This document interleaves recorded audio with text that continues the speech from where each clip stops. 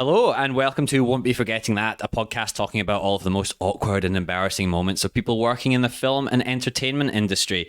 Today, we have a guest. They are an actor, a writer, a director, Jackson Tozer. Hello! Thanks very much for coming on, mate. Just testing the levels early, wasn't it? Yeah, no, we'll blow that out entirely and then I'll have to work out how to do that in post. That's fine. Yeah, for anyone that's been listening for a while, I'm not tech savvy as well, so it's a program I use on the internet that fixes everything. Perfect. Except from a couple of weeks ago when it couldn't be fixed, and I do apologise for the Rouge episode again. It was dog shit audio. Did you have to re-record it? Nah, so I was afterwards, and I got home and I was doing it all on the laptop. It was whilst I was in Adelaide doing a few podcasts, and then also using this as a tax write-off so I could go to the Fringe. Perfect. Please don't listen Smart. to this ATO. Yeah, smart. But it corrupted, but they had some such genuinely amazing stories and some of the most fucked things I've ever heard from human beings as well that I just had to put it out. Do you find that weird as an actor who has to repeat lines of dialogue over again when because I've had to re-record a podcast before and it was shit the second time. You can't capture that magic the second time, I think which is what we're meant to do on set every day. It's so weird. All we're doing is repeating the lines over and over again. We're telling stories over and over again. Podcasts, I find, this one especially because it's like an interviewee kind of thing and I'm hearing the stories for the first time a lot of the time as well. Like my genuine reaction to things like that is blown away by some of the stuff that I hear from people, and then the second time around I'll be like, make sure it's a big reaction, What? Wow! Jimmy Fallon, like everything you say. Yeah. Oh my god, that's amazing. Seem like an absolute sociopath. Yeah. But I do want to say also thank you for coming on as well. We've had a little bit of a back and forth for the past few weeks and trying to schedule it and stuff like that. And you're such a busy guy. So I thought I'd ask off the top, why are you so popular, Jackson? I've never asked myself that question. No one will ever ask me that question as well. So no, but I'm joking. But I do genuinely appreciate it. It's been a very busy... And as we were talking earlier, coming out of lockdown, I don't think I've ever been more hungry to be working. So I'm going to presume lockdown was a really good time for you as well, mental health wise, work wise, career wise, everything like that. You really enjoyed it. Loved it. Yes, there was a part of me that was obviously itching to do creative stuff, but then there was another part of me that was. It felt good to get paid to sit inside all day. I quite enjoyed having a consistent income, I'll be honest with you. Like the not leaving the house for more than an hour a day. And it probably benefited us performers more than anyone because we were getting more money than we ever would. Yeah, but I tell you what, and I was part of this camp as well, so I'm not bagging anyone out. I cannot stand watching any more short films made in lockdown. People on Zoom making things in lockdown. I was part of this. I'll put my hand up. It was dog shit. We just wanted to do something, but swear to God, if there's just one more static angle of someone sitting on a computer pretending to speak to someone else, I'd probably rather go into lockdown than watch it again. The social commentary on it, it's out of date by now. But how many other people I was making fun of everyone starting a podcast. Yeah. And then I started one. And then stopped it after 10 episodes. Once the novelty wore off. Mate, you're the 10th episode, so if I stop after this, it's because Jackson's made me stop. Yeah. No, but quality over quantity. Yeah, that's what exactly. Fuck, I don't have either of those things. I find as well that lockdown, it really did not force a lot of people to become comedians, but a lot of people that weren't funny tried out comedy a lot more, I found as well. It made a lot of people think they were comedians. Yeah, that's a better way of putting it. I really, coronavirus and COVID's done a lot of bad things for the world, but I think that might genuinely be one of the worst things it's done. It's a hate crime. It really is, genuinely. I felt assaulted. And then you just go on TikTok now and people's whole lives are just making TikTok videos with maybe just repeating the same joke but done at a different location or in a slightly different outfit and a different cadence, but exactly the same. It's so bizarre. I hated it. I had to get off TikTok for that reason. I did, and you'd kill so much time too. Yeah. I'd sit in the car after work, go to the gym, which isn't a joke. I actually was going to the gym. But I have a laugh track here. There we go. I just got a new recorder and that's amazing. I pressed the wrong button and it was actually a boom boom tisk. But I'd pull up out the front and I go, I'll just quickly jump on TikTok just for a second, and then I'd put the phone down, I look up and it's dark and I go, what the fuck just happened? Oh, I would do that all the time as well. You'd just be sitting in bed and then you're like, all right, I gotta go, and then you're like, oh shit, I just missed that train. Yeah. Like, you're genuinely no concept of time or anything, and it's all trash. It is. People would send you things like, "This is the funniest guy ever," and I'd be like, I don't think People still do that to me now. Yeah. And it's like, friends that aren't in the industry send me things that are like not funny, but like it's about acting or stunts or whatever. Yeah. And I always write back like, so funny, so true. And I'm like, this is awful. I don't know how to tell him to stop. It's true. Well, that's the thing with comedy, though, isn't it? It is subjective. So what one person finds funny doesn't mean, if you disagree with it, doesn't mean it's not. Exactly. Look at a lot. But when you work in that industry, I feel like your opinion is a little more, valid. I know you hold so. I get this when I speak to stand-up comedians quite a lot as well. As they're always like, yeah, it's really hard to hang out with non-funny people trying to tell jokes all the time. Yeah. And you're like, yeah, no, that's hard even if you're not a stand-up. That actually could lead me. I didn't even think about this as one of the stories, but yes, all the time. But no, I love this. I love this. Reminded me of something. And anything I say, I'm gonna not use names or anything like that. Thank you. You know what I mean? I said it before. I'm can't terrified be editing this stuff out. But yeah, it's always good to have a healthy amount of fear with that. I word diarrhea everything. I just speak and I'm like, oh, I wish I could take that back. So if anything is edited out, like message Jackson after this, he will tell you. I'll give you the deets. I'll do it privately. Yeah, you have to pay him a little.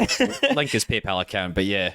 That what you said, it just reminded me. I did a job last year, and I was in the car being driven home from set with two well-established stand-up comedians who were on the program on the show as well. And the driver was just the most eccentric guy ever. I found him so fascinating. Oh, in a good way? In a good way. Oh, okay. Well, yes, in a good way. But he would not leave any breath of air. Yeah. It was always filled with him telling a story or promoting his he was in a cover band. It was a really lovely dude, really, really lovely dude. But then he caught wind that the two people in the car and myself were in comedy. Yep. And now I don't do stand-up, but these other two do. And he decided to try out material. And it was just so bad. Oh. But it wasn't just... There wasn't a joke. Yeah. It was just offensive, like, shock value stuff. Oh, my God. And I think they handled it well because they were like... I think that the other two handled it well. They were just like, oh, yeah, I probably wouldn't open with it. And we all had a bit of laugh. He's like, so whereabouts in my set should I put it? And they're like, oh, no, you shouldn't say it at all. Yeah, like, don't open, close, or middle with it. Yeah, it's just a weird thing to go to someone like that and ask for feedback without... I think sometimes certain people live in such a different world as everyone else. Yeah. They live in this... And sometimes I wish I lived in that world as well, where it's like they've just got all the best ideas and everything like that. And then they have this actual chance to speak to like, wow, these are famous stand-up comedians or famous comedy actors and stuff like that. They'll obviously hear me and I'll get straight into I don't know, headlining Rod Laver or whatever. And then, they're just so disconnected from everything. I don't know what to say to people like that. I don't know. It's maybe a lack of understanding of how the craft of comedy works, especially with stand-up. It's not a matter of just being funny. No. Like telling a joke is a very difficult and to be honest, kind of quite a brave thing to do because you are putting yourself on the line. If you don't get a laugh, oh my God, you live and die in the moment. Silence can crush you. Yeah. You try it at any party. I've done it so many times where it's just nothing and you just try and make up for it with something else. So for someone who doesn't do stand-up comedy to go to a stand-up and try a joke out, like think of it with music. If I ran into like Paul McCartney and I had a guitar, I'm like, hey, what do you think of this? And I just do like, dun, dun, dun, dun, dun. Like, pretty good, huh? He'd be like, no, that's horrible. Yeah. Oh, cracking impression there as well, I have to say. But stock standard British. Weird. Might have been a bit of John Lennon, actually. Yeah. Or any of the other ones, Ringo and the fourth one. George Harrison. George Harrison? Yeah, why not? I'll edit that out if it's wrong. I find it as well with those kind of people too that and this is horrible. I keep saying horrible things on the podcast, and I'm not a bad person, I promise. All right, the people that tell you they're not bad people are ones that are good. Yeah, but covering their tracks. I quite enjoy listening to people like that sometimes as well. It is fun. You just don't get cornered at a party with them. Oh, you never want to be the person that's like doesn't know anyone else at the party. That person attaches themselves to you. They spot you from a mile away, and then you have to go around the rest of the party being associated with this person as well, because everyone will think you're friends, and you'll be in some real trouble. Yeah. I channeled that for a character recently, and nice. The only thing was like I wanted to just the whole theme for me was the guy at the house party who's on MDMA, and that was the whole thing. Just like, you can't get a word in because everything he's saying is like it's amazing, and everything is like it. Just kept going. That person has an excuse why they're like that. I feel like 100%. I feel like that in your regular life, and I mean, like, it takes all sorts, but take a look in the mirror sometimes as well. Absolutely, absolutely. But again, all different strokes, different folks, all that jazz. I told a story that was very similar to that on a previous podcast as well, of getting in an Uber with somebody that wanted to be a stand-up comedian as well. But you've just reminded me that I did this feature film. Fuck, must have been like 6 years ago now, and it was an independent feature. So you know what that means. Yeah. It means you didn't get paid and no one saw it. Yeah, deferred payment until it's released. Still haven't seen the release of that film. Please release that. No, I've done. Yeah, don't worry. Yeah. But there was the opening scene of the film is me eating a girl out. Yep. And obviously, like, in that room, so I don't know if anyone listening knows too much about, like... eating out? No, people that listen to this definitely not know. You're not talking about dining out, are you? No, the 69 minus the 9. Right. Just the 6. Cool. Yeah, just the 6. But the sets that have, like, intimate stuff in it usually are closed sets. So you've got... Yeah. Oh, let's see. You've got your director, your DOP, your... sound recordist usually, maybe a makeup artist as well to cover you up quickly afterwards, or costuming or something like that. So there was maybe 6 of us in the room filming this scene, and then every chance that this sound recordist got to... I was actually going to say, was the sound recordist the creep? Yeah. Because in my mind, when you started listing them off, I'm like, the sound recorder's just there with it. So is that a running thing then, is it? I don't know. I know so many great sound recorders. Yeah, just when you started telling that story, I just pictured him being like, let me just get that boom in there a little bit further. So it wasn't even that. So, like, and again, like, as a sound recordist, I can't hear you munching hard. Come on, eat louder, eat louder. Sound recordists hear everything on set as well. So people going like... They absolutely do. To, like, accidentally using the toilet and stuff like that. Prompting me for more stories to tell. That's great. I'll finish this and I'll let you get straight into that. But, like, again, if you're starting out in the industry, always either mute your mic pack or let sound know that you're going to the bathroom. Yes. Because so much bad stuff happens that they can record.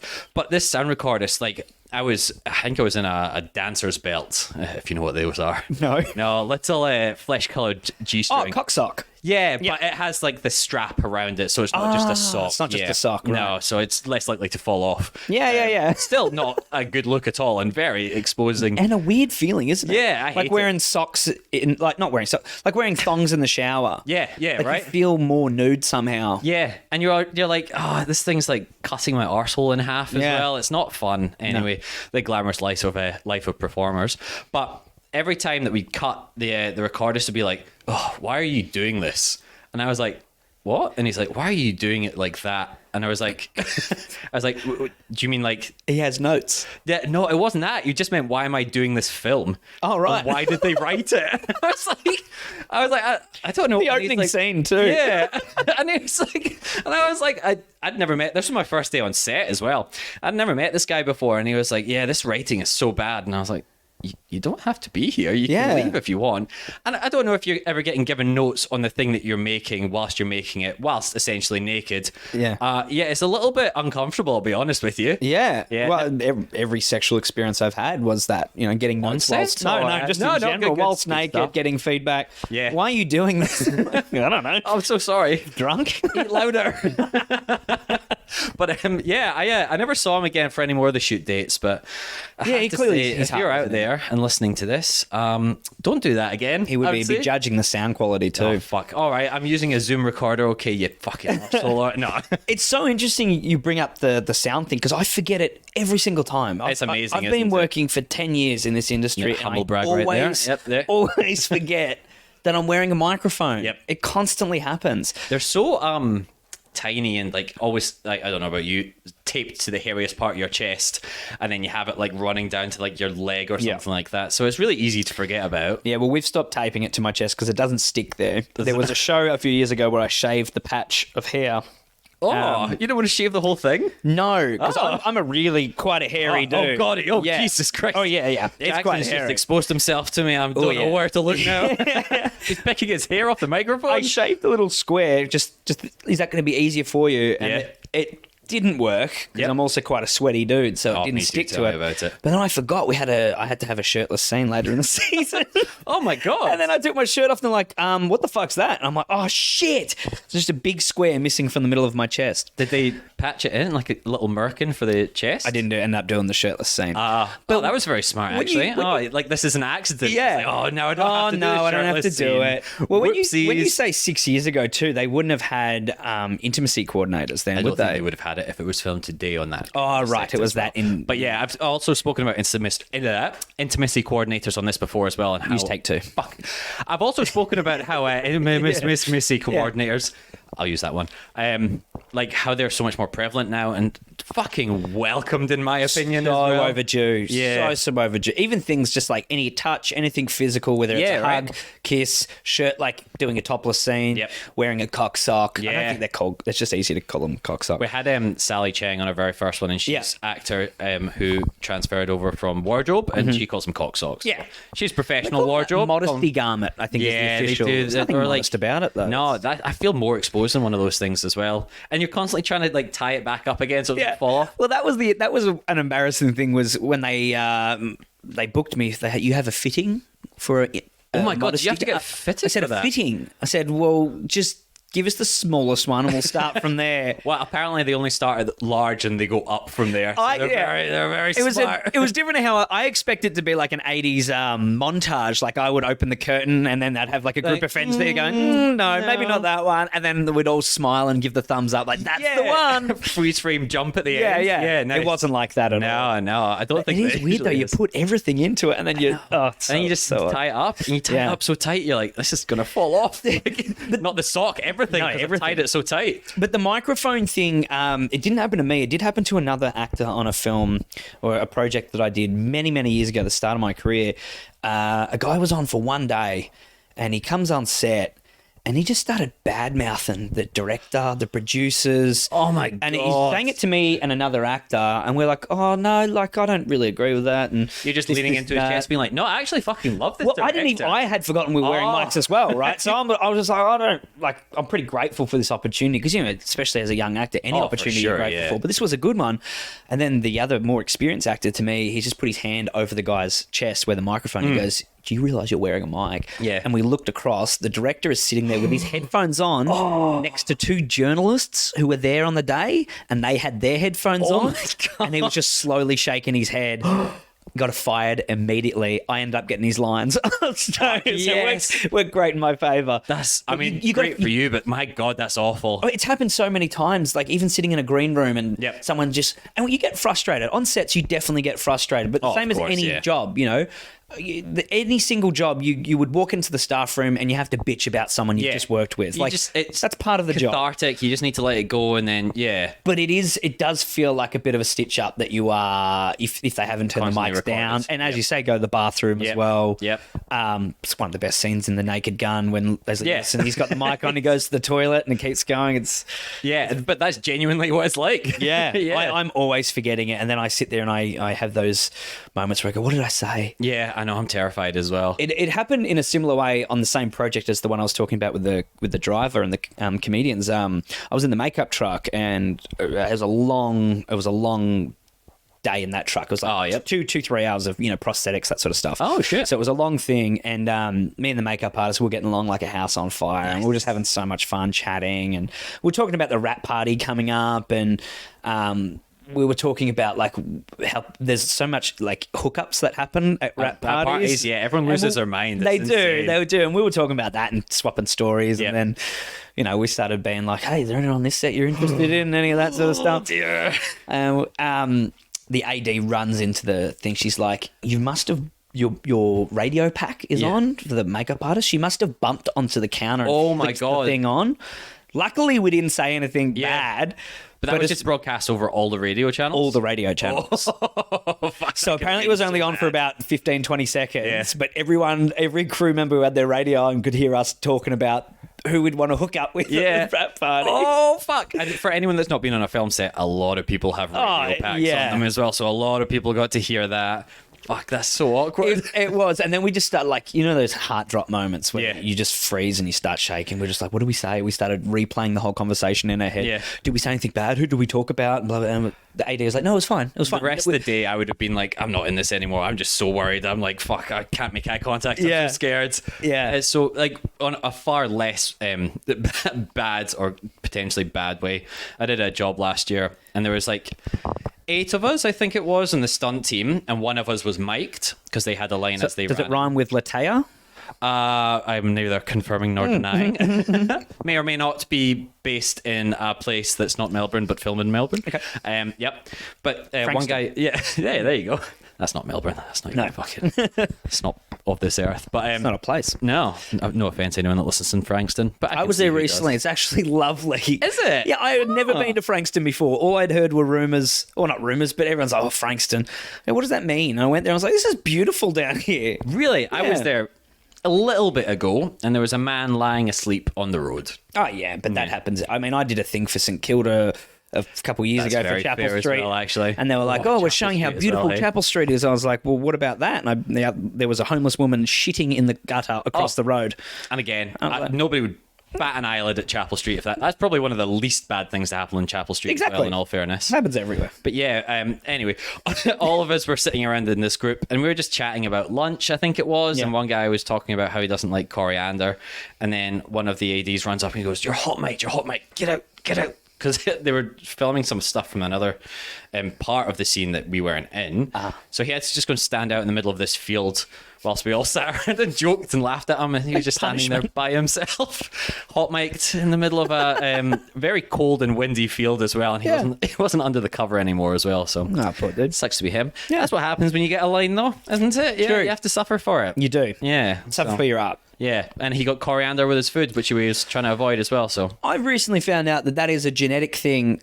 People say that. It's half or half. Like you either, and I haven't confirmed this. And when I say, good. This is some internet rumors right here. internet rumours. What are your thoughts on the COVID vaccine as well? Then?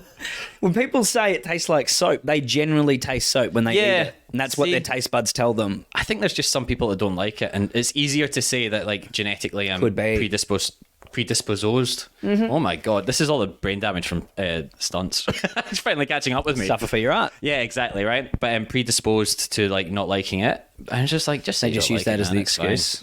Yeah, I'm celiac, and it pisses me off when people are like, I'm sometimes gluten free. I'm like, motherfucker, I break out in hives if I have that. Yeah. Oh, I like those people. It's like, I can't have gluten. I go, oh, you're allergic. No, I just don't eat it. Yeah. Like, so you can have it. You're choosing not. You can have Yeah. it. And you've chosen to have it with this meal as well, but just not as much. So cool. Yeah, great. Yeah, fuck me. Whatever. Yeah, exactly. Anyway, stop being so negative. Have you come in with some other stories as well, which are not me just complaining about things all the time now? But I love hearing complaining. I mean, there's a few things that have happened throughout my career that have just been.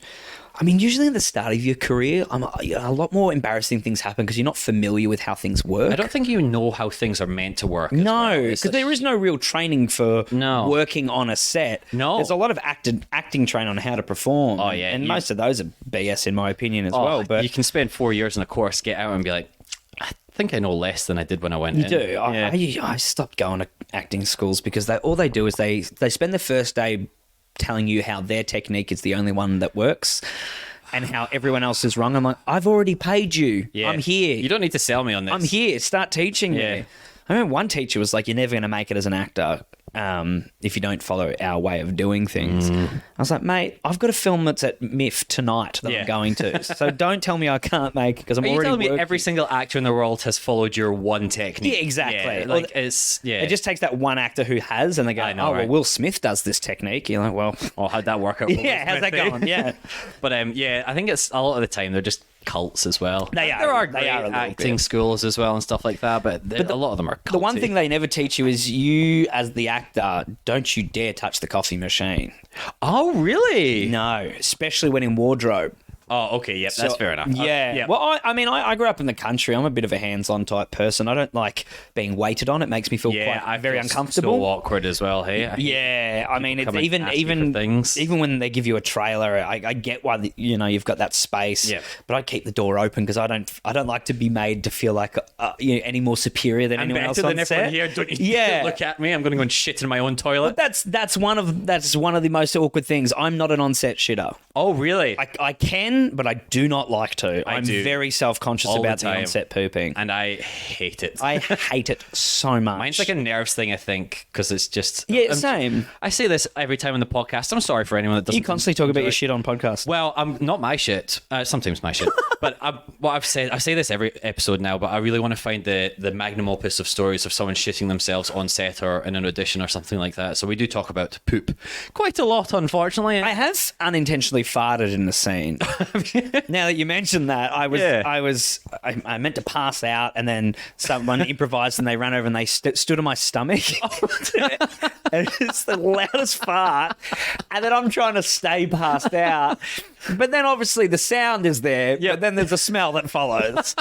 And it was like, that wasn't on me because I wasn't prepared for a full body weight to be put on my stomach at that moment. Right? Yeah. But with shitting on set, it's like, even in the trailer, you'd think that's a safe environment. Yeah, I would feel much safer in there. You can sit in the trailer for no joke 6 to 8 hours without doing any work. Yeah, depending on the job. Crazy, isn't it? So trying to pick the window in there where you're not going to be bothered. And people they knock and come in instantly. That's the thing. So I feel like as soon as my cheek hits the seat, it's Jackson, we're ready for you. I'm like, God damn it!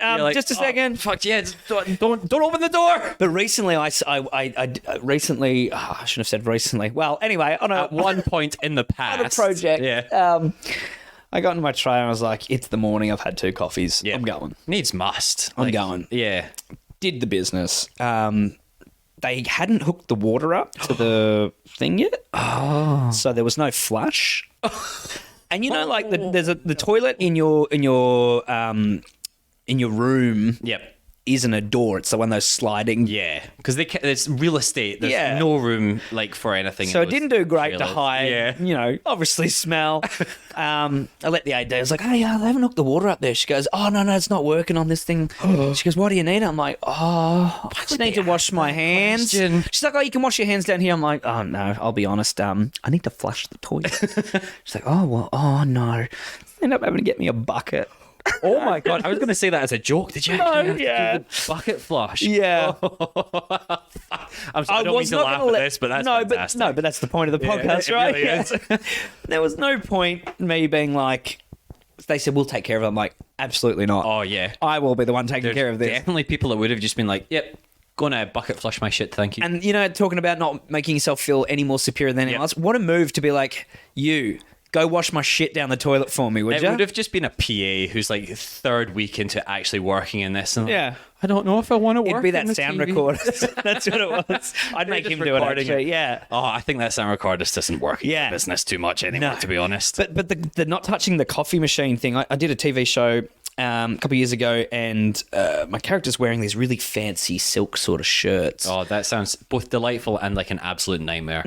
Yeah. And I decided to make my own coffee just because I wasn't aware that I could ask somebody else to make it for me. I still feel weird asking. I was like, I do. You don't you? Like, hey, I'm sorry. You look like you're very busy, but can you stop what you're doing and get me some caffeine? You look like you're like 5 sentences away from a total mental breakdown. Yeah. So I have a long black? I'll just do it myself, and I make it, and I don't really know what I'm doing. And the machine just spat caffeine, like liquid coffee, all over this silk shirt. And I just ran to the wardrobe department, and they're lovely people. Their eyes are like, oh my God, we have no backups for that shirt. So they're trying to scrub it out. And then when you watch the show, for no reason in particular, in this one shot, my character's just holding a glass of wine whilst crossing his arms over his chest, like clearly just trying to cover up this thing. Continuity was shocked. Yeah. Now, is this a really natural pose that you were striking on the show as well, or is it like you're a No, it was like I it was like I was a teenage girl whose boobs came out too early, and I'm trying to just cover came them in up over summer break, and you're like, oh, I don't know what to do. I was just trying to cover these up.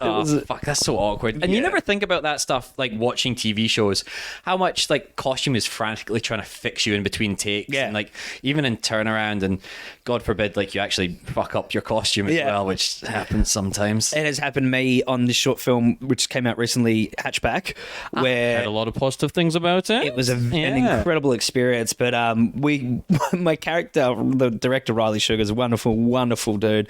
He was grateful, and I was very grateful he allowed me to have input on how the character looks. Yep. I just thought it was funny, the concept of wearing a camouflage shirt with these bright yellow waders on. So they just went out to Bunnings and bought like these $8 pair of waders, but I tore through I think 8 pairs of them or something like that. How? They're so cheap, and I'm a very physical performer, so any movement just rip.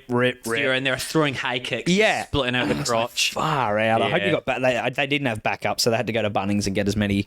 And I said, just get the larger pairs too. By the way, like they don't have to be this tight. I know, because I'm going to rip the next one as well. Like no, it has to be continuity now. They all have to be extra small. Yeah. I've had that a few times. Like even just sitting down, and you get this. We actually, whenever we go in for a fitting for stunts, they're like, bring your pads and stuff like that. Should be wearing them underneath, and move around them as much as you can, because like obviously you're throwing a punch on the set. You don't want to split the back of your things or whatever. So I actually do that a little bit when I go in for costume fittings now, just being like popping a few squats or whatever in costumes, because I'm like, if I ever do that on set and I just blow out the gusset of the pants, I'm like, first of all, this is so awkward, and secondly, I'm like, sorry guys, do you have another pair of pants, or do I have to stand here in my underwear as you sew these up on set? Yeah, you can get away with it because you're meant to be very physical in those things. Do you find do you get mad when your look has to be you have to replicate the actor you're doing? So I've never actually doubled anyone yet. Okay, great. Yeah, so I've only ever played characters so far. Right. I think most people are very aware of what they need to do. Like that is their job. Yeah, like, they're not coming in to play a separate character. They're coming in to double this person. So like they're not being like, I actually want to put my own thing in this. Like it's part of it. 'Cause you study the character and you study that. Well, if you're a good double, some people don't. Their movements and stuff. Yeah, and you're like, are you a boxer? Are you not a boxer? Do you know how to fall over? Like, does your character know how to fall over? Or is this messy or whatever? So like, yeah, they're all artists in their own respect. Like the stunt performers that do criminally underrated. Yeah, it's crazy. Absolutely. Also, it has to be that category at the Oscars. I know, it's so funny. Yeah. I find it so funny as well. People are like, yeah, I do all my own stunts. So I was like, I know multiple people that have doubled you, so no, you don't. And then it's great as well because you're like, I got stuck on this thing recently, and it was just, this is the point where I'm like, what do I say? Yeah. Let's say I was in a space with, and they gave us an extra each, and we were just stuck in that space the entire time with the extra as well. And this extra just loved to tell me how they were going to be a stunt performer and all the martial arts they did, and then they got into like some really weird family history stuff, and I'm like, I cannot leave. And then we're getting called. It's the guy on MDMA at a party. Yeah, exactly. You got stuck with. I think it might have been that driver that you had probably earlier. The same dude. Yeah. So this extra was just saying all this stuff, and then obviously we get calls over the radio, so like we weren't all together, all the performers weren't together, and we get these calls over the radio when things are about to start like filming and all that sort of stuff, and if we need to move or whatever. And every time a call came over the radio, this extra just kept talking over it, and I'm like, I'm really sorry. How do you, because he doesn't know you've got the thing shut in, up. right? Yeah. No, I didn't have anything on. Oh, right. I just had the radio in my pocket. They could only see the top half of us, so I was just like, can you please shut up? I need to listen to this. And then they were telling me about how it's a very weird experience. So definitely shut up. That's exactly what my dad used to say to me when I was young. And I know. I was like, and then and you're like, oh, I'm so sorry. Can we just sit in silence, please? Yeah. That's an uncomfortable one. It is. It is uncomfortable when people have they have their earpiece in, and then you don't know someone's talking to them, and I'm like, why are you not listening to me right now? And all like, of a sudden they get this look on their face, and they're like, I need to go, and then they just run off in a different direction. And you're like, I guess I'll make my own coffee then, will I? No. But that was another thing, like, they don't teach you about how to work on sets. Is I had a stunt double for a show, Mr. In Between, many years ago, and it was so fun on that again, because being allowed to have input on your character's look. That's a good show as well, right? Oh, it was unbelievable. It was just one of the most rare experiences of my career. It's nice when the show turns out well, isn't it? It is. And I you read the script and my character gets kicked down a whole flight of stairs, and I, in my mind, just don't even think, oh yeah, someone's going to have to do that for me. Yeah, that's all CGI nowadays, right? Yeah. But when I showed up, I like to go very extreme with the looks of my characters. There was something about a quote I was reading about the Simpsons characters, how you can... you should be able to identify them all by their silhouette. Yeah. So I always like the idea. And you see those pop culture paintings of like Uma Thurman as the bride, and right. I just like each character of mine to have some very distinct look to them. Yeah, like you don't even need. It can just be the colors of it. Yeah, you can be like, oh, I know that's Uma Thurman. Or so this was the first time in my life I ever grew out a beard. I didn't know I could grow a beard, so I had this big beard.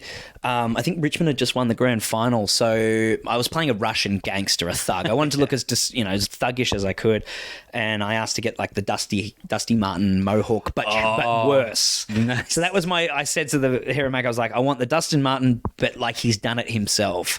So it's this shit look, horrible haircut, just big bushy ginger beard, tattoos everywhere. And then the stunt doubles come and he's like, you fucking kidding me? So they had to shave his head the same. Oh, of course. They had to, put a fake beard on him. But he's like, mate, got a wedding coming up. Like, it's so funny. The Stunt doubles. Like, I train every week with stunties and stuff like that. Yeah. Every now and again, people come in, be like, that mustache for you or for a character? Oh, yeah. They're like, oh, it's for a character. Getting rid of it tomorrow. Yeah. And then I use that excuse when I'm trying a new look anyway. Yeah. They go, whoa, what's that for? I go, oh, it's a new character I'm doing. Do you think it looks good? No. Oh, well, yeah, I have to shave it next week. Yeah, I don't think the director will like this look either. Yeah. So I'll probably just get rid of it. Yeah. So many friends as well just turn up bald every now and again, and you're like, oh, interesting looking. Like, yeah, it's for work. It's not my choice. Yeah, And I say that to Mum. I say, if I look like shit, if my hair's long, my facial hair's long, that's a good sign. That means I've probably got a job, and I'm growing it out so that we can do something with it. See, I've got a bit of a beard going on just now, and that's genuinely it's a good beard. Yeah, thank you. It's very grey Consistent. at the bottom. Yeah,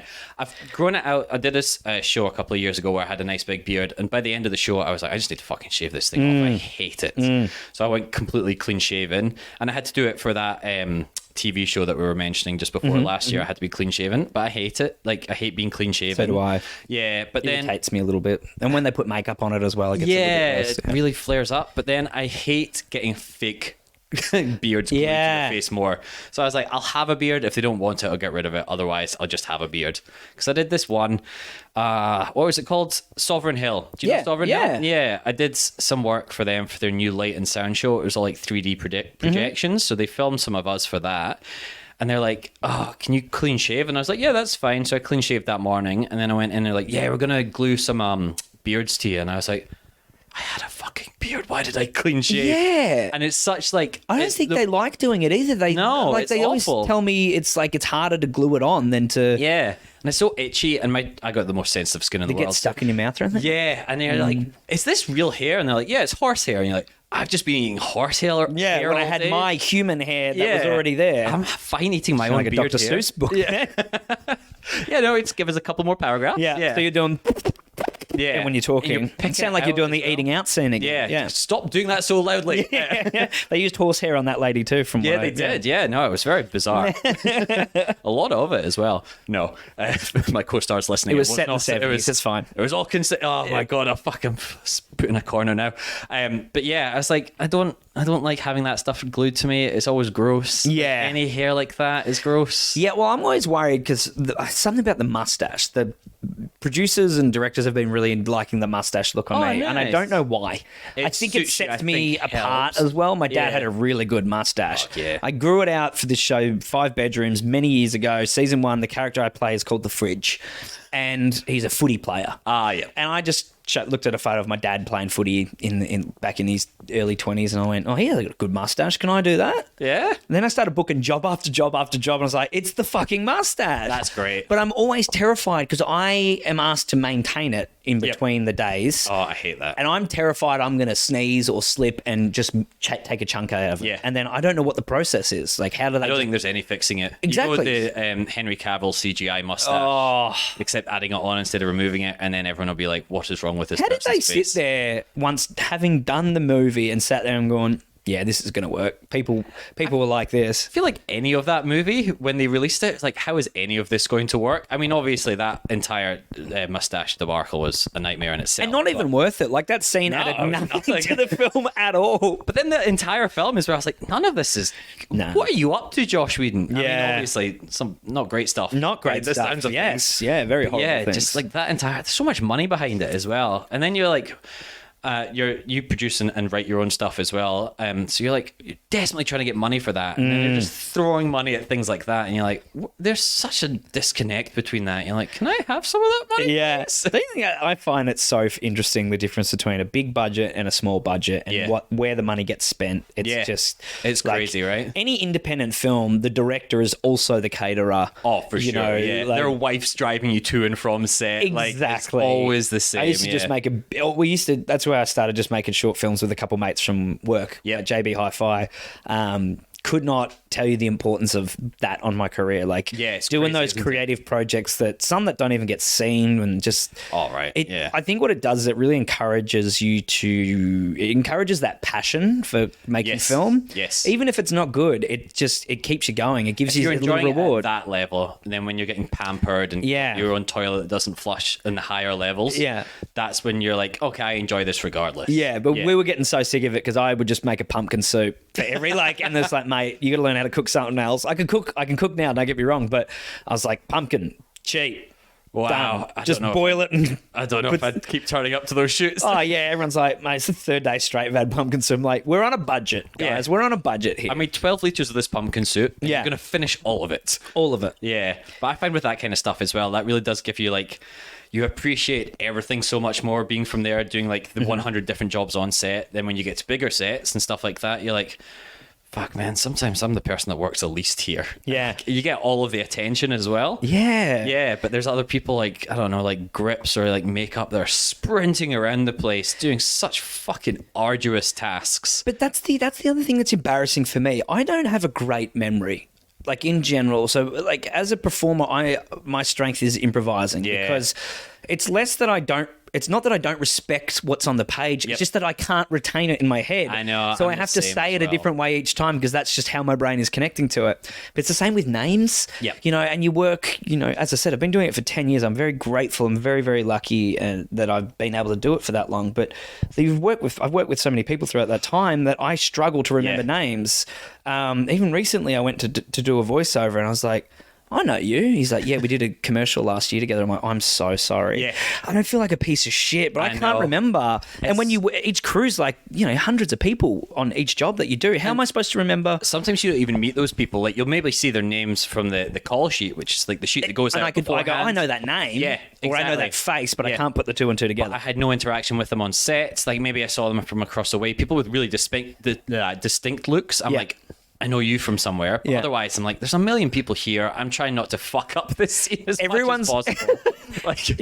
Everyone's called you in my head. So I go, hey, you. Yeah. Oh, good to see you again. Hey, mate. How are you? Hey, mate. Yeah. And it's always I'll say it in a way I'm like, oh, it's really nice to meet you. Or hey, it's good to see you again. Yes. Because I'm very self-conscious about how people perceive me as well. Yeah, I'm so when I see someone, I'm always trying to be, shake your hand, look you in the eyes. Yeah. Lovely to meet you. But then when I get back, we've already met before. Yeah. I feel like a piece of crap. Yeah, I know, right? And it's like, well, I'm so sorry. That's going to stick with me. I'm not trying to be offensive. Well. I just generally can't remember. Yeah.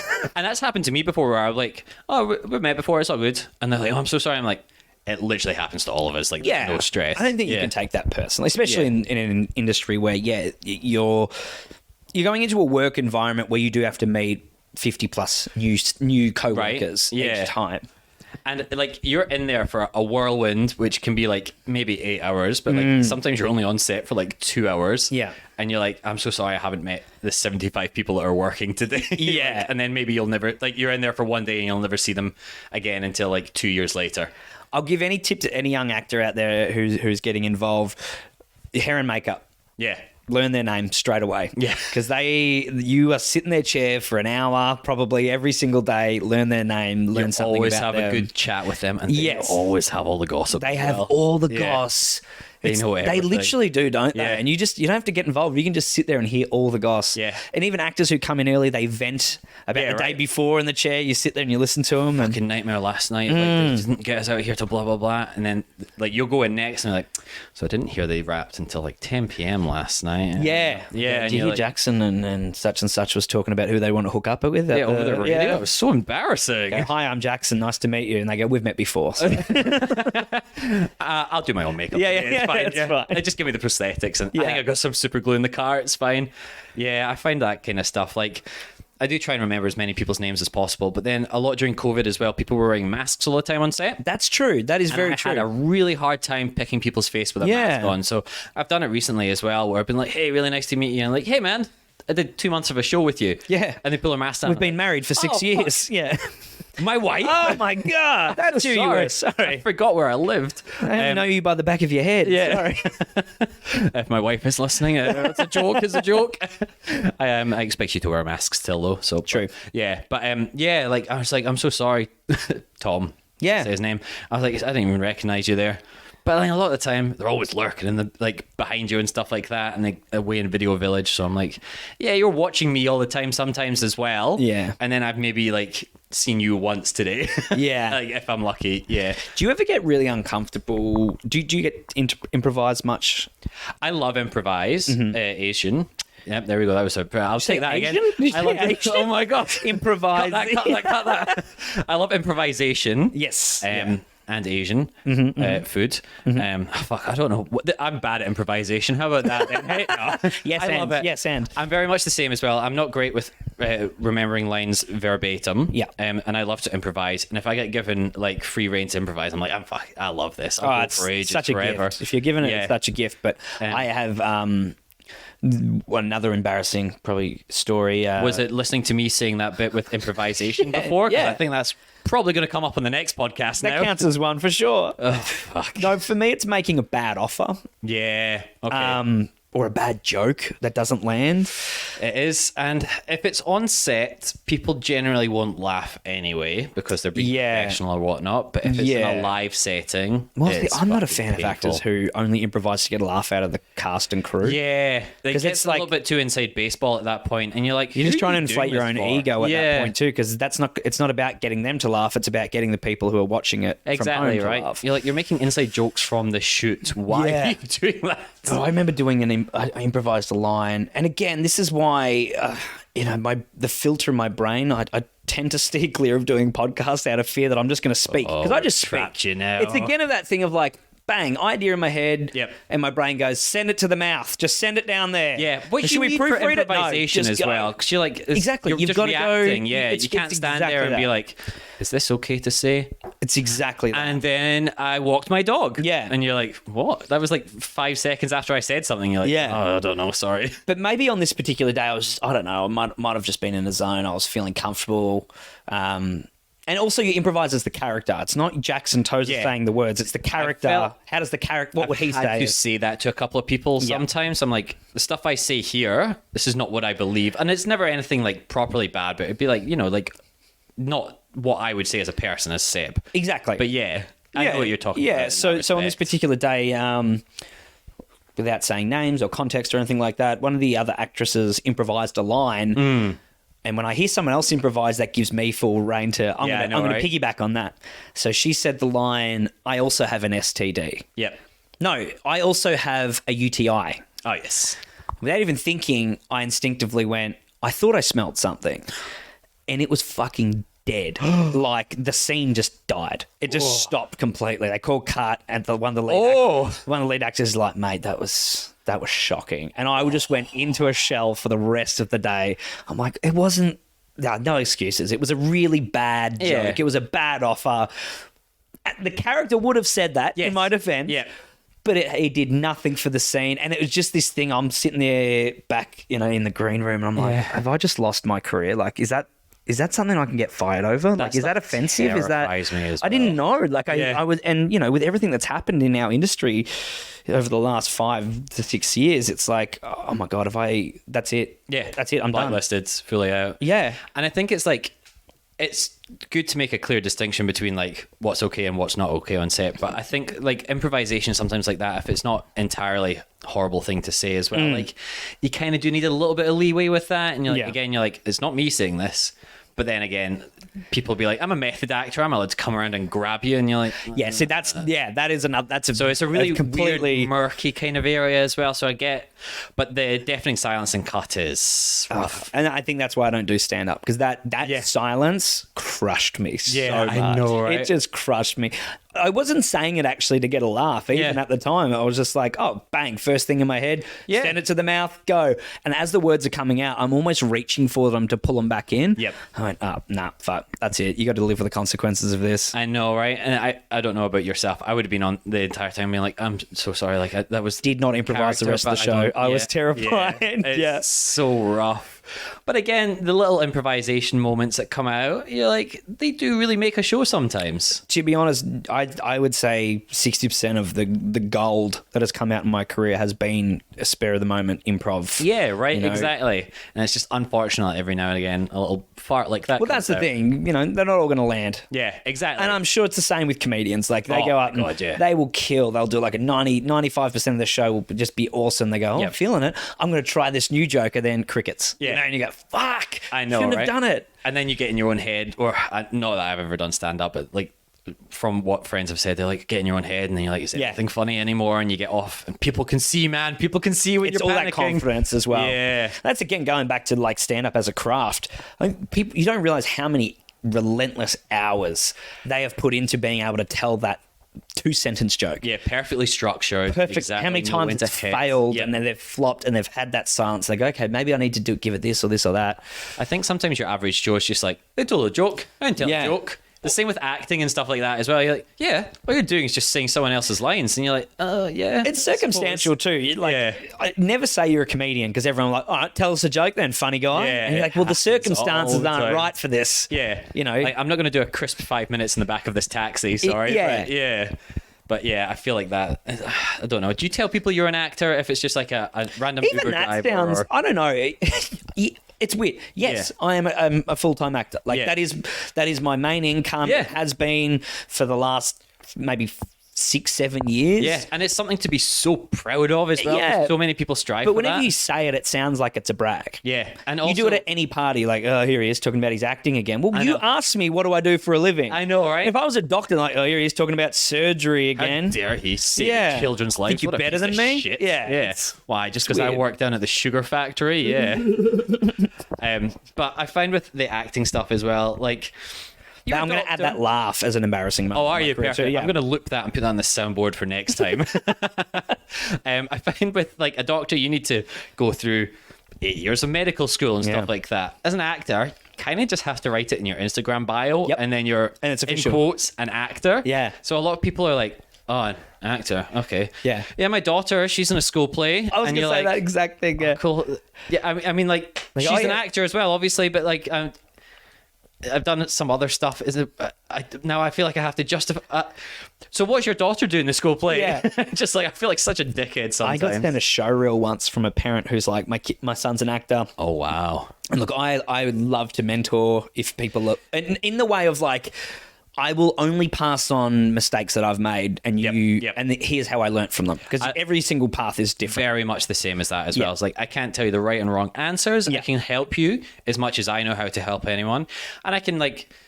If I can get you on a set to see how that works or whatever, that'd be great. And especially with the stunts, it's like, this is where all the training is. Here's what you need to do. But it's like, I'm not going to tell you you're good or bad or whatever. Yeah, well, it's also not my place to do that. Exactly. But I agree. I got sent a show reel once. His parents like, my son wants to get into acting.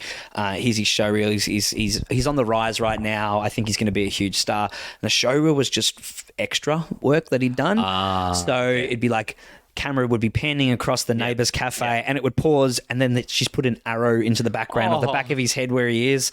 And I was like, it is amazing that you're so proud and supportive of him. That's what you need to be doing. Yeah. But at the same time, burn this show reel. Yeah. I mean, this does not showcase his acting in any way. This just shows that he can sit at a chair. You know what's really nice? That would be like a beautiful thing to send around to the family at Christmas time. Absolutely. And be proud of it. Of course. Being on TV, that's amazing. But no director's going to see this and be like, wow, this kid's a star. I've been sent a few show reels in my time as well. And like, it's a show reel is such a weird thing. Because again, it's like, I don't know what you found the best way of putting together a show reel is. Every actor has one. For people that don't know, it's basically like your video CV. Compilation of like best scenes. It's either the scenes that you're most proud of from like your personal work as well, or like stuff from TV, so it shows you're professional, or film or whatever. And some people just...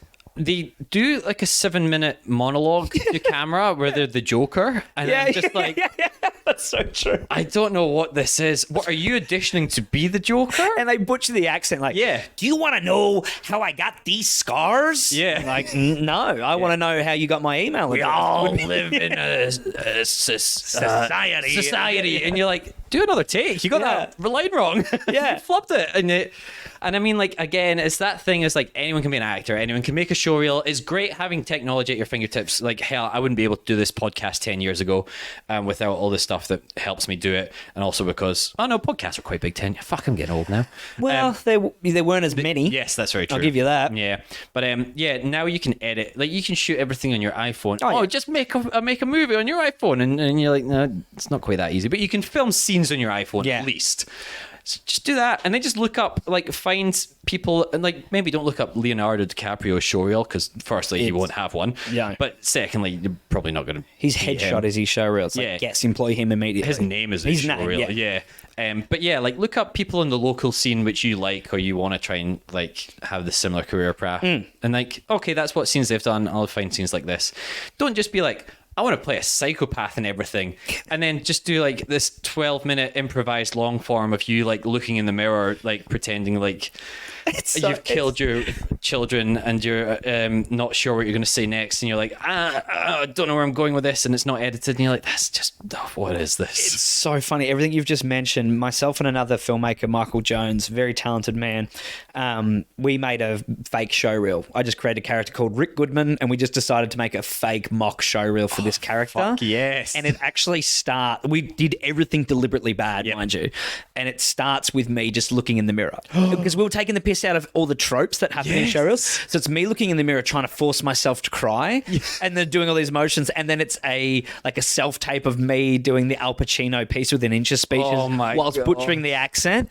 So I'm like, when you get old in life, things get taken from you. Yeah. You just keep chopping in and out. And we kept putting at the bottom of it, like it was the same. You put the short film with the same fake director that was doing it and stuff like that. And at the end, it's like his agent is just his mum's name at bigpond.com. But like, that is what some people's showreels are. So Michael went on to do a few more of them. And it's the same with female showreels. It's like, you think good acting is just crying. Oh my God. And it's something like, or like you've just lost your baby. Yeah. It's like, you can't relate to that. I know. And also, how many characters do you see like that? You're like, yeah, sure, Kate Blanchett's doing a character like that. Start small. Yeah. Go for that, like that, I don't know, like Girl Next Door on Neighbours. Yeah. Do a scene like that. Yeah. You're going to go and star in Tar or something like that. Know what you're going to be cast as well. Don't be doing, isn't it? Don't be doing stuff scenes in the past as well. It's so bad. I mean, especially when I was younger. Like, I studied acting at acting school back when I was like 18, and like doing some of the characters back then and just looking back on them, I'm like, I'm so happy things weren't filmed as much back then. Yeah. There's a couple of little shows that have been filmed that I have copies of, and one short film, and I was rewatching the short film and I was like, I didn't do anything correctly in this whatsoever. There was one scene where I was meant to be asleep and I was like, I'm fucking chewing gum in this. And I was Didn't even take the gum out. No, I didn't. And I was like, I was trying to do it really. I don't know. I think it was like a nervous thing when I was younger. I always used to chew gum, so I was doing something. So I obviously had it, and like everyone was that first time, again, filmmaker in quotation marks, and watching the entire thing is just awful. And it's just me, this weird little skinny kid sitting in his underwear in bed chewing gum, pretending to be asleep. Oh, it's fucking honestly awful. Playing a dead body is the hardest thing to do in acting. Yeah, right. You try and lay perfectly still, and it depends how you die. And you start thinking about your breath, and when you start thinking about it, your breath increases. And you see your stomach moving, and you're like, your hands start twitching, and then you counteract it by moving it the other way. It is so hard to do. It generally is. It depends how you die. If you die with your eyes open, you died wrong. I couldn't do that. No way. You're down there and you're like, I don't know when the camera's on me because I can't focus on anything else. There's people walking around like if you die on the ground, there's people walking around your head, which at the best of times is really like, especially like doing stunts and stuff, and you have to be a dead body. I'm always like, please don't step on my face. Please don't step on my face. Or even if someone might kick up some dirt. Exactly, or right. Yeah. This one project that I filmed up in you ever heard of Euston before? Texas? No, so it's Houston without the H. Oh, so it's literally Houston. Houston. I thought that was just your accent. No, it's not me saying weird things. Wow, no, I've never heard of Houston. It's this fucking and nobody's going to be listening From Houston. Yeah, because they don't have electricity there yet. Makes sense. But yeah, it is like it's all just farms and backpackers and people that have been pushed out of regular life, I want to say. Classic Houston behavior. Yeah, but I did this safety training video. It was like they were sort of pioneering VR 360 safety training videos, this company that I did it with. So it was somebody was wagging along on like this farm. I don't know, it was like a tractor or something like that, and they run me over, and then the CGI me flies off into the distance, and then the real me is lying there on the ground because that's how the movies are made. Don't tell them all the secrets. Yeah. No, I do have that reminded me of a very good story I'll tell after this though. It's not embarrassing, but it's fucking hilarious. But I was lying dead on the ground, and then like the rest of the scene happens around me, and because it's a 360 camera for VR, of course, you're never off camera. You can't. Yeah. And I died next to a bull ant's nest. Oh. And the farmers were like, "Oh yeah, you're just gonna have to sit down here, are you?" And I was like, "Oh, I don't want to get bitten by bull ants." So I just lay there, and every little thing that touched me, I was like, "Don't." We have to retake this, so don't move. I was fucking terrified. And they fucking sting too, don't they? Suck. Like you hear it hurts, but then when you get bitten, it lingers. Yeah, it lingers does. That bite. I was covered in fake blood, and I was like, "This is going to Would that attract them? No, so they got stuck in it. Luckily, like a sugary, like glucose syrup. Yeah, it's so sticky. That's why I thought it would attract them. Yeah, but they get stuck in it because it's so like gloopy. So I was almost like they were just forming a barricade around me almost. So I got really lucky in that respect. But I was like, "Fuck!" I was terrified. And then again, you just have to be a dead body. Yeah. You just have to lie down there. Yeah. What was the story? Good story. I hope this guy doesn't mind me saying this, and I can't remember his name, so I can't reach out to ask him. He was the VFX artist on that, and he's done a lot of VFX work. I think he said he'd been in it for about 20 years, and he was saying that he started off his VFX work working in this company that did like the Jackass movie, the original one for VFX. Of course. Yeah. And I was like, "What VFX does Jackass have?" And he's like, "So you know every time they moon someone?" I was like, "Yeah." He's like, "You can't show buttholes in cinema." So somebody in the office had to digitally paint out all of their buttholes.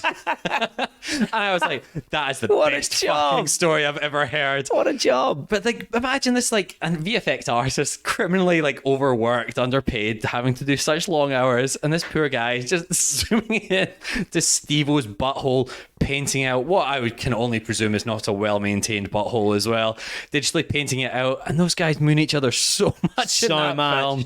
Yeah. How's that's offensive? That's weird. I've seen so many assholes on TV. Well, I don't know, because it was like 20 or so years ago, the original Jackass. Yeah. So it might have changed as far as whatever the like restrictions or laws, and I don't know if it's a hard R or just an MA15 plus, if it's... Yeah, and they usually blur out the balls too, hanging at the bottom. So I know, from all my deep research. Yeah. So I was like, I presume that's why, but yeah, it's like far out, man. The dead body thing's weird because I've been killed a couple times on screen before. I did one for a show, and my mum, who's a nurse, refused to believe that I was dead. I think it was just a motherly thing. Like, it was quite beautiful. She really enjoyed the show. As a nurse being like, you'd have actually voided your bowels if you were a dead body. Yeah.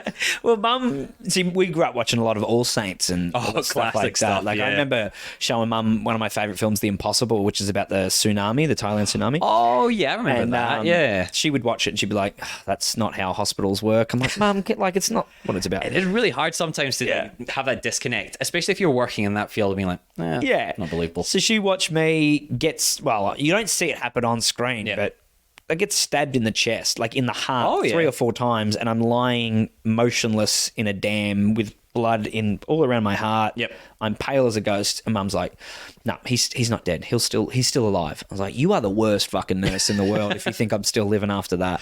But trying to like lie in the mud, and everyone's like, "You okay? Can I get you anything?" I'm like, "I'm getting paid pretty well to lie down. I'm all right." Yeah, thank you for your concern. There's some places where I'm like, this sucks to die. I did this police procedural show, and I was playing one of the cops. I just had to cover up the dead body of the guy lying down there, but they filmed it out at it's like an abandoned train yard somewhere around Melbourne. They filmed quite a lot of stuff there. I can't remember the name of it. Right in the middle of winter, and he was lying on Newtown. It might be actually Newtown, yeah. Yeah, I know the spot, yeah. Yeah, they film a lot of stuff out there, but it was lying on cobblestone, middle of winter, wearing like a suit, and he was just lying there, and the ground was wet, and it was like, sorry, you have to stay there. Like, we'll try and make you as comfortable as possible. And then the start of the scene is me putting a sheet over the top of him, and then the rest of the scene is them having a conversation over the top of his body, but he just has to lie under a sheet, like. You could have just had a dummy for that, man. Exactly. Yeah, you could easily do that. Like, I had to play a body and lying on a beach, and they put the towel down, but then the towel's soaking wet. Yeah. So I'm like, well, I might as well just be laying on the sand at this point. Really. I know, right? Because I appreciate trying to make me comfortable. It's very nice what they do in that respect. Yeah. There's a saying by a really good stunt coordinator in Victoria. He says, if you have to die, you die hard and you die comfy. Yeah. So you make the death look good, but you have to lie there for a while afterwards, so make sure it's in a good position. I learned that from, I think it's Jake Johnson, who was on New Girl, great indie actor. Well, great actor, but he does a lot of indie stuff. He always wears comfy clothes for his characters. Yeah, and he's smart. And he says, if ever there's like a big scene with 5 or 6 people, I just go, I feel like my character's sitting down for this one. Because he knows how long it's going to take to do that scene. You might as well get comfortable and stay in it. I would love... It's sort of dependent on what show you're on. Sometimes they're like sci-fi, or they have to have specific... I always play a fucking cop or like a guard or something like that. So I always get these horribly uncomfortable uniforms. Yeah. This one show I did recently, like they pinned you in, the top garment came underneath and clipped in like a diaper. Yeah. So it come out from under your pants. Yeah. They're like, it was a very weird thing. We were from the future, and like I had to put my diaper on every time, and I was like going to the bathroom, I was wearing 4 different layers, and it's again one of those other things where you're like, the porta potties on location on sets aren't very glamorous, so I'm just elbowing around in there and doing my diaper, and I'm like, this is the career I chose. Yeah, fair enough. I'm an adult. And then the costuming people come up and they're like, is your thing done up? And I was like, my diaper. And my diaper's on. They're like, oh, yeah. And I'm like, yeah, it's done up. Yeah. and then I occasionally unclip, and I'm like just reaching down the front of my pants on set. And it's just... And never eat on a wide shot. Yeah. Because then you got to eat on every fucking shot. That's a great bit of advice for like young actors and stuff like that. Whatever you do on the wide, you always have to do. Yeah. So if you're in a gym shot or a gym scene, don't go full bore workout. Yeah, that's true. There's a reason why people aren't sprinting on treadmills for a lot of stuff. They're just walking slowly. Yeah.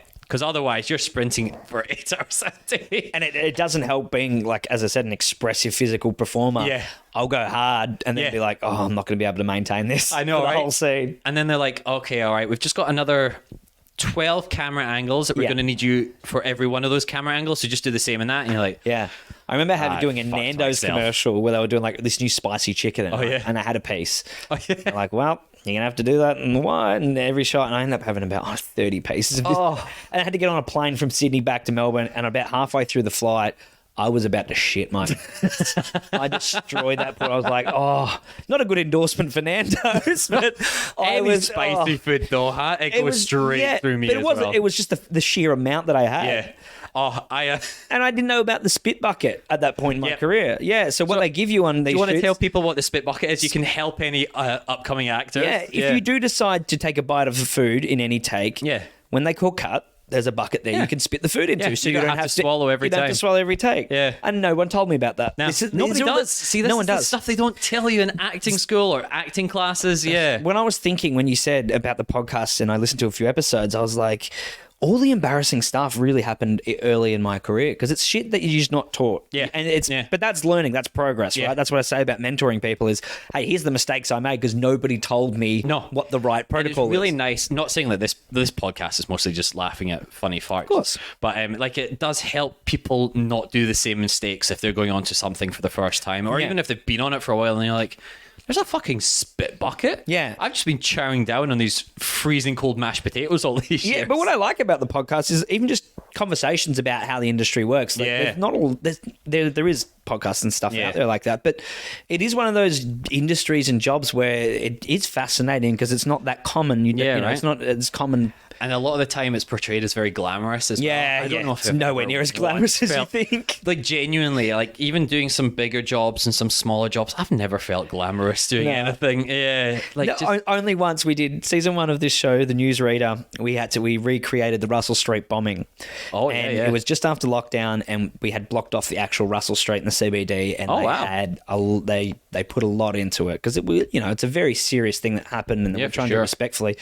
But yeah, we had the barricade, and there was 50, 60 people watching. Yep. That was the first time I ever felt Hollywood. I'm like, there's an audience over there watching, and that we were blowing up the car. And oh wow, it was me and two other actors in the scene, and I felt that was the one and only time I've been like, ooh, this feels good. Like, it was an adrenaline rush at that point, though. Especially when other people are watching from the side as well. I've filmed a fair few things outdoors, and sometimes, like, there's people running interference for the public. Yeah. But then every now and again, the public will just find their way onto set and then be like, what's this? Yeah. And I'm like, oh, fuck, I'm sorry, I need to get onto, like, set. Or they'll be standing there being like, oh, so are you a policeman? And I'm like, no, this clearly says, like, police in San Francisco. Yeah. This isn't.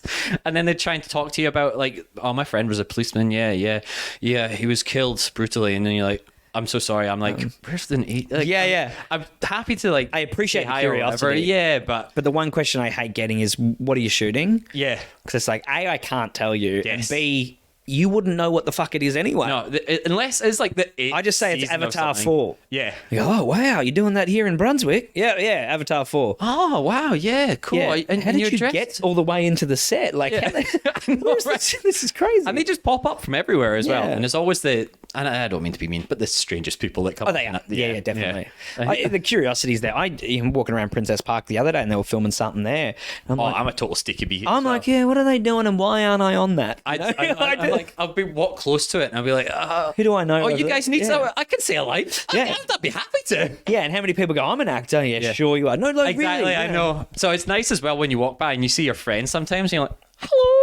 Yeah, that stuff's really nice. And again, like, becoming friends with the crew a little bit more as well. They're the ones that are usually working way more often than you are. And so much harder. Yeah. It's so much harder. You know, they get there an hour, 2 hours before you, and they leave an hour, 2 hours after. And that's why I hate actors who complain. You go, well, mate... You know, it's temperature-wise as well. Yeah. Doing a film in Canberra years ago, come outside, they put ice cubes in our mouth because our breath would, the hot air would, would produce steam or whatever. So you suck on an ice cube so it doesn't do that. And then go inside, they wrap you up. Are you okay? Do you need anything? I'm like, the crew are still out there. Yeah, I know. In the rain. In the rain, in the cold. Yeah. I'm good. Like, whatever I can do to help this go quicker so that everyone... Yeah, right. I get that sometimes as well, but then also sometimes, like, I don't know what you've had to wear sometimes. Oh, we have the repeat of my dog trying to break into the recording studio. Or we're getting mugged. No, we're not getting mugged. It's just the dog. Just the dog. All right. But I had a film back in Scotland, 13 or 14 years ago now, probably. Yeah. And we were dressed as Picts, which are like a real old tribe in Scotland. So we were all wearing loincloths, tiny little sealskin kilts, and I was a leader or something like that. So I had one sleeve. Yeah. And we were covered from head to toe in mud, and we just had mohawks glued to our head. And we filmed in the middle of winter. And it was so fucking cold. Fucking cold. Yeah, and all the crew was so miserable and cold as well. Yeah. Nobody was really checking on us, and everybody just at the end point. And one day the director brought in a bottle of whiskey and just started pouring it in people's glasses. Like, he was like, "This will warm you up, guys." One bottle of whiskey would not go very far. No, and it was as well. There's a few of us, and like everybody looked the same as well. We're all dressed the same. I was like, I'd go up and be like, "Have we met?" "I'm sorry, man." He's like, "Yeah, I think so. Are you the guy from Edinburgh?" And we're like, "Yeah." Are you the guy from Paisley? And he's like, "Oh, yeah. Yeah. Everyone just looks the same. You don't know who you're talking to. You can't sit down in anything because you get fucking mud everywhere. And like, that's the kind of thing where I'm like, some days fucking suck as well. Of course. But all worth it in the end. Exactly, right? I fucking can't complain. No. And again, I worked way less hard than any of the crew on that as well. Yeah, we always do. Dance around in little sealskin. Yeah, definitely. Outfits. But I reckon that'll do us for the day. Yeah, that's all my stories. Well, once again, obviously, thank you for coming in on what's an incredibly visual schedule. A visual schedule. Yep, see, I can talk. This is why I like to improv, because I can't come up with real words. I appreciate your flexibility too with the I have nothing on, so it's going right. It's perpetually on hold. It's just a power move. I say that I'm busy, and I'm just like, no, that's just a power move. I want people to think I think in my car for 3 hours before this, just outside, just making you wait. Yeah. But where can we find you? Oh, man, at Jackson Tozer on anything, Instagram, Twitter. That's Tozer, Tozer. It'll be in the show notes as well. Because there is another Jackson Tozer who's a model from Sydney who or New South Wales. I don't think he likes me. Right. I thought that was you. That's who I reached out to originally. Yeah, no, you got the wrong guy. Fuck. He's a very attractive dude. Oh, is he? Very Why attractive doesn't he like dude. you? Well, because I get all the usernames. Oh. So he's at Jackson Tozer 1. And this was many, many years ago on Facebook. I remember him reaching out and sending me a message. Fuck you, man. You kick a star now as well. Yeah. You know? Is he on that? Yeah. Far out. That's great. So if you're listening, other if he is Jackson Tozer? listening, he probably is. He probably Googled and this has come up. Oh, it's a Google alert? Yeah. There you go. Well, if you are that's listening, don't even think about that. If he does have a Google alert. You're not invited on. Only one Jackson Tozer per podcast. Thank you very much. Jackson D. Tozer, we'll go with. No, it is at Jackson Tozer, Instagram, Twitter. I mean, I don't use social media as much, but when I do, it's purely just for comedic value. Yeah, nice. You got anything coming out as well that you're allowed to talk about, or just keep an eye on? I think Hatchback socials? will get a public release soon, which is a short excited film. to see that. Yeah, with, Stephen Curry. Stephen Curry. God damn it! I say his name wrong. Curry, the basketball. It's spelt the same. I know. That's why I keep saying it. No, Stephen Curry and myself. There's a lot of stuff coming out, but nothing that I could talk about or have dates essentially for. Yeah. But I do know that one will be out publicly soon. So. Oh fuck yeah! Well, everyone keep an eye out for that as well. Pop a little post on the old socials when that does come out too. Absolutely. As always, you can find the podcast across most social media platforms. Won't be forgetting that pods. If you did enjoy this episode as well, I really do appreciate if you rate 5 stars, leave us a little review, hell, even subscribe. Why not? If you want to follow me, I wouldn't advise it, but you can do. Seb Muirhead, Muirhead across basically just Instagram and YouTube. There's a few interesting little fights on YouTube. If you want to go and check them out, you're more than welcome to. But yeah, I reckon that's us for this week. Thank you once again, Jackson. Thank you very much, Seb. Appreciate it, man.